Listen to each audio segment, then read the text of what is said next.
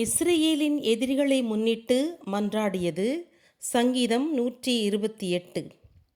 இளமையிலிருந்தே என்னை எதிர்த்து போராடினர் என்று இஸ்ராயேல் திரும்ப சொல்லட்டும். இளமையிலிருந்தே என்னை எதிர்த்து போராடினர், ஆனால் என் மீது வெற்றி கொள்ளவில்லை. உழவர் என் முதுகின் மீது உழுதார்கள். நெடியனவாய் அமைந்தன அந்த படைச்சால்கள். ஆண்டவரோ நீதியுள்ளவர்.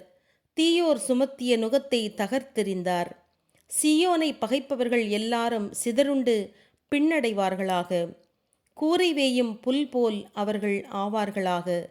பிடுங்குவதற்கு முன்பே அது உலர்ந்து விடுகிறதன்றோ?